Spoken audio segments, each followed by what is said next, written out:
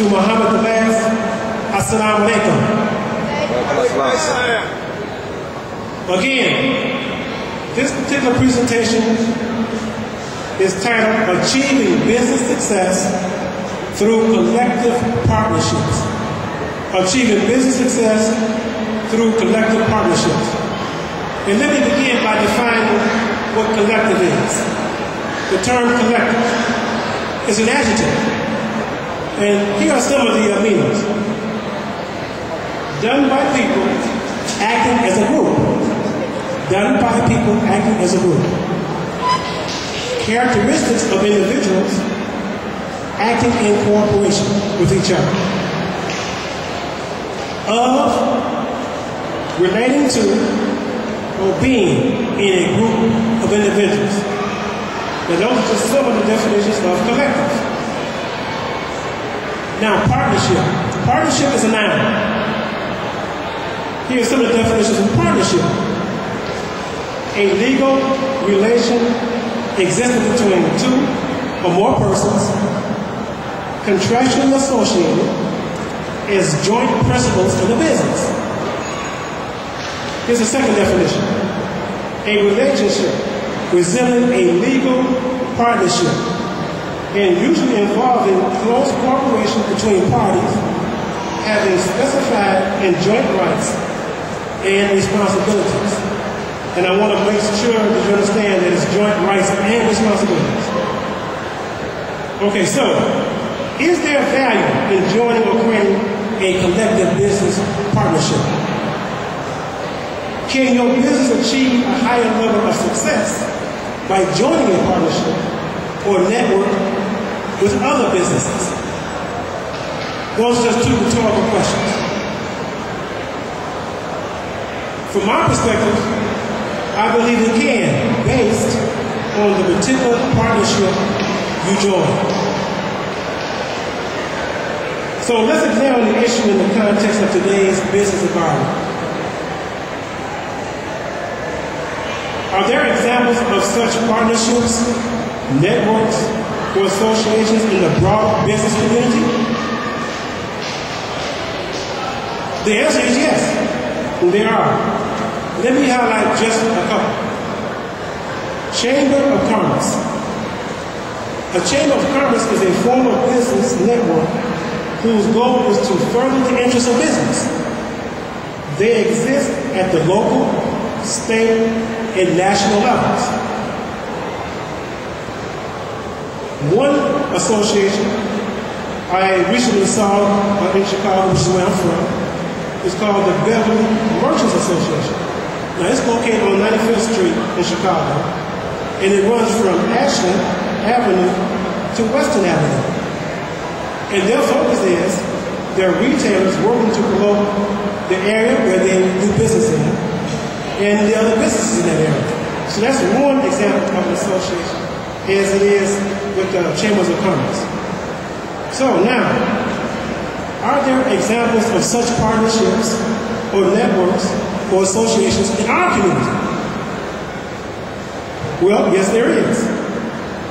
And the one that comes to mind is the one that was started by our Imam Mohammed. And it was called the Collective Purchasing Conference, or CPC. That was one excellent example of a partnership that was existing in our community. So, the information presented thus far supports the position that there is value in participating in a collective business partnership or network. There is value.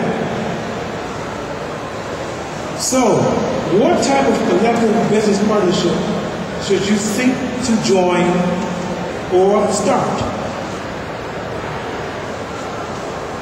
There should be a clear objective or purpose for what the collective business partnership is organized to achieve. For example, if it's organized to promote business development, that's a good purpose. It could be organized to promote capital development for member businesses.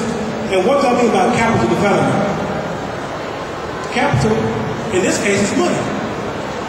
Organized to promote and bring money in to help member businesses. Focusing on assisting members to purchase items for resale at greatly reduced prices. That's another good purpose. And one other, develop joint marketing and advertising programs, therefore achieving savings for individual members. Now all of these are good purposes for joining a collective business partnership. Now, once the objective or purpose is clearly understood, one must then become familiar with the structure of the partnership and how decisions are made. This is very important. I would recommend an organizational structure where the members have equal input with limited liability. Equal input with limited liability. If possible, decision making should be achieved by shared agreement involving the largest number of members as possible. In terms of management of the partnership or network, in my opinion, the organization should commit to no more than using 15 or 20% of members' resources to administer the organization, so the organization doesn't become top-heavy. Remember, the organization exists to serve the members, not for those who are running the organization. Now, this figure should be examined in the context of what the organization members expect in terms of service from the organization.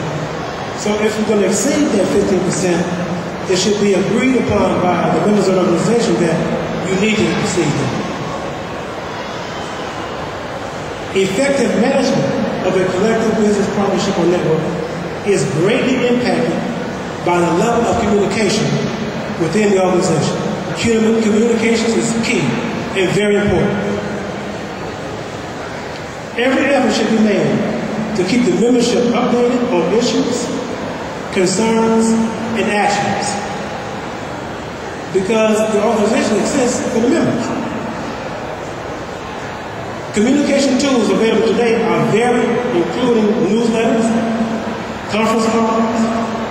You can use regular mail, email. There's a program called Skype and other social media programs that are available. All of these can be used to keep the members of the collective partnership updated on what's going on in the partnership. Now, there have been so many innovations in technology today.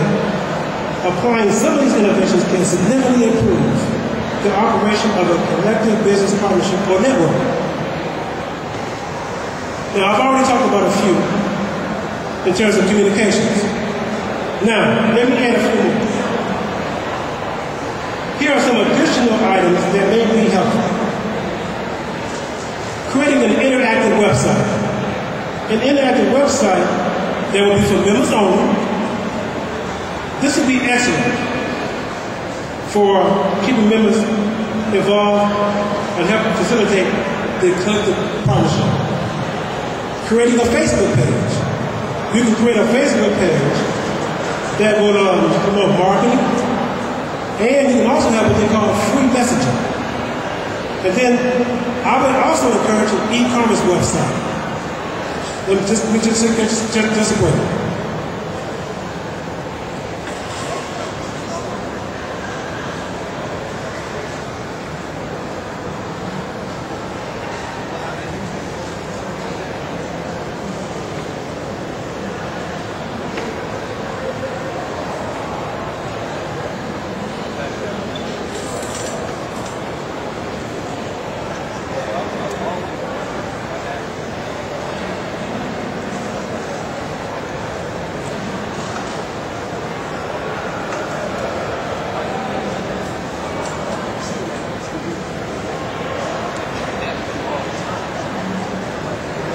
Good.